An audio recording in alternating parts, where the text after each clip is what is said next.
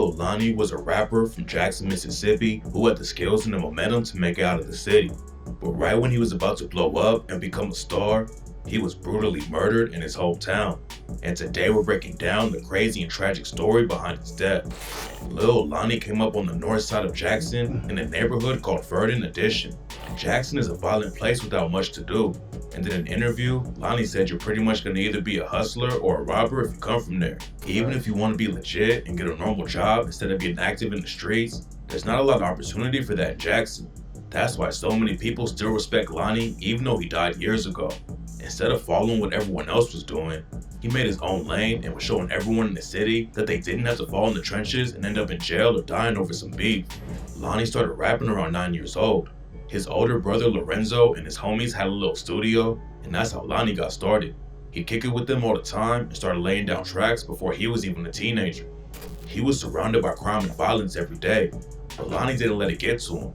A lot of his homies were jumping off the porch by the time they were 12 or 13, but Lonnie stayed in school and had bigger plans.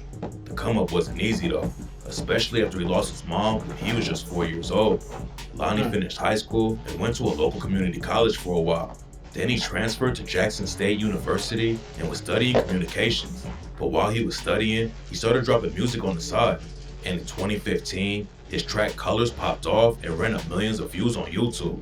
Lonnie went from a college student who rapped on the side to an underground celebrity overnight. A lot of dudes would have dropped out on the spot and become a full-time rapper. But Lonnie was smart enough to know that he needed to finish school first in case the rap thing didn't work out. He still went to class and was studying right next to other students who were actually his fans. It was a wild situation for him, especially after he started getting booked for shows and working with huge artists. Lonnie was also careful about who he kept around. A lot of times when young dudes pop off in the rap game, they just let anyone kick it with them and end up getting surrounded by people who just want to ride the wave. But Lonnie said, when you get to a certain level, you gotta watch out for the negativity around you and be careful who you're chilling with. In 2016, Lonnie dropped a mixtape with features from huge artists like Bryson Tiller and Moneybagg Yo. Plus, he was learning from OGs in the game like 50 Cent about how to make all the right moves in the industry. Lil Boosie is a legend in the South, and a lot of dudes like Lil Lonnie came up listening to him every day. Boosie was a major inspiration for Lonnie, and it was a huge win for him when Boosie linked up with Lonnie in the studio for the track Walking on Blood. Boosie actually wanted to sign Lil Lonnie, but Lonnie ended up turning down Boosie's offer. In an interview, Lonnie said he wanted to build a mutual relationship with Boosie instead of just signing to him and that it was all just business. But rumors say there might be more to the story. According to some reports, Boosie wanted to sign Lonnie for just 10 raps. By that time, Lonnie was already working with major artists and running up millions of views, so 10K wasn't going to do much for him. Plus, when new art... The thing about Boosie, man, Boosie is terrible. He be trying to finesse niggas on them deals, yo. Like, niggas were tired of the song, or niggas just gonna sign to them just cause who he is. No, nigga, that nigga was running up millions of views already. What the fuck you look like signing to you for 10 raps? Make it make sense, man. Come on. Artists come in the game and sign to another rapper. The situation usually doesn't work out anyway. Gucci Mane is one of the biggest southern rappers of all time, but he's never been able to put together his own label. He tried a few times, but there's always drama and his artists end up getting locked up all the time. Kodak Black started a Sniper Gang label and signed some of his old homies, but then money issues came up and he fell out with his homie Jack Boy so badly that Yak ended up throwing 100K in the ocean just to prove a point. 50 Cent's G-Unit label ran the game for a few years, but there was so much drama in the crew that 50 ended up kicking a couple of the dudes out live on the radio and even got into a wild shootout with the game's crew over the situation. Lonnie was making all the right moves and knew how to take care of himself. So when Boosie allegedly offered him a weak deal, he just passed on it and kept the momentum pushing. Lonnie said that he was open to signing a major deal later if the money was right, but he was blowing up all by himself and staying independent. One thing that really separated Lonnie from other rappers who come from the street is that he was all about leaving the drama behind him and bringing the city together. He really made it out of nothing, and in the video for the track, Make a Way, Lonnie described the situation he came from. Lonnie said that he came up in one of the worst areas of the city and didn't have anything, so he got on the grind to provide for his family. A lot of people who come up in the trenches like that don't see a way out, but Lonnie had a plan from an early age to change his life. And even though he talks about the streets sometimes, Lonnie said in an interview, "Most of my music is more motivational. When you're coming from the hood, I want you to know there are better things to do. better ways to be. Lonnie was really trying to do something special for Jackson and put on for the whole city, but in 2018, he was brutally killed out of nowhere. On April 29th, 2018, Lil Lonnie was riding around Jackson, Mississippi with a woman named Ashanti Jones around 10 p.m. His sister said he didn't have any beef in the city and there wasn't anyone who had problems with him. He didn't do anything to anyone, any harm to anyone to bring this on him. So, from what we are gathering and getting from the detectives, is that someone just did that out of having nothing to do in Jackson. Someone just ended up following him and killing him. And that's why everyone was so shocked at what happened next. Wow, I just built the most amazing workflow on Monday.com. You built your own workflow? Why? There are a bunch of... The woman who was with them, Ashanti Jones, said that Lonnie and her had gone out to dinner, then they went back to their apartment to grab a phone charger. They were headed to where one of Ashanti's friends were staying to hang out. Then all of a sudden, someone in the whip in front of Lonnie started letting off shots. When the shooting happened, Ashanti heard glass shattering, but Lonnie pushed her down under the glove compartment so she wouldn't get hit. Their whip crashed into a house, and by the time the paramedics rolled up to the scene, Lil Lonnie was tragically already dead at just 22 years old from a gunshot wound to the head. When the news broke about his death, the whole city was shocked. Lil Lonnie was on his way up in the rap game and was always spreading positivity, and nobody knew why someone would want him dead. Lonnie getting shot was a tragedy, but the violence wasn't over yet. A few days after he died, a candlelight vigil was held for Lonnie in his neighborhood. Hundreds of people showed up from all over the city to pay their respects. But then someone pulled through and started letting off shots at the vigil. People started screaming and running for cover, and it's still not clear who was behind the shooting.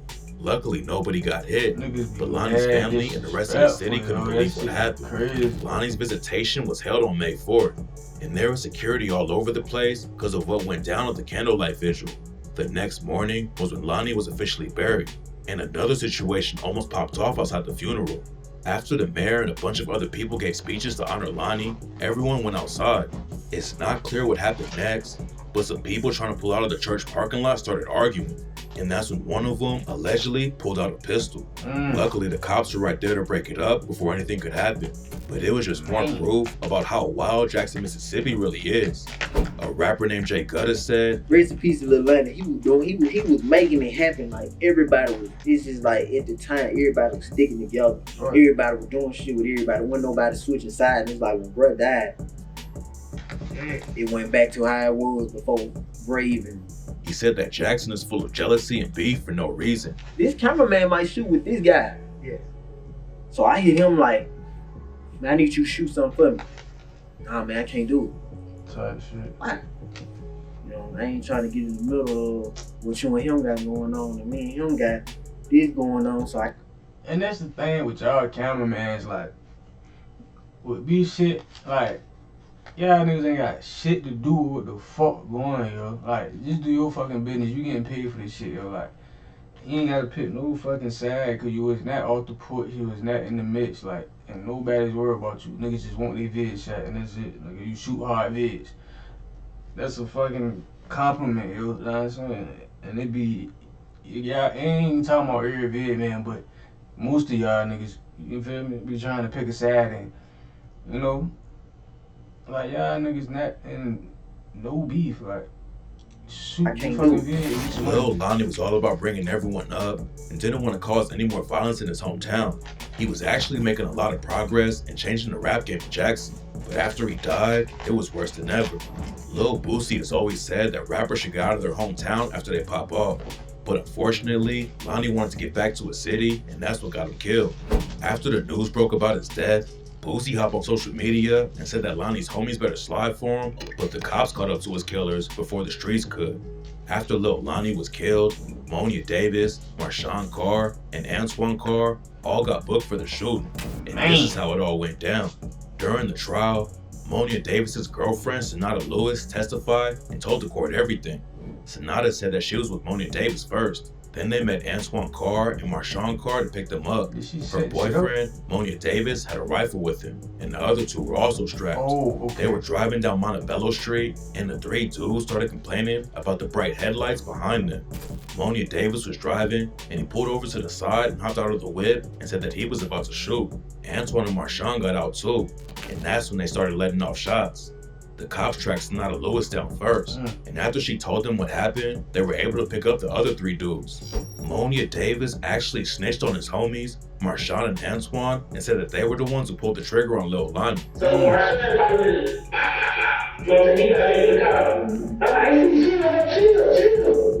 After they killed Lonnie, Monia Davis said his homies were all hyped up and wanted to spin another block, but he told them no. Monia Davis also told the cops that the reason he didn't come forward earlier was because a dude named Trill threatened him and his family.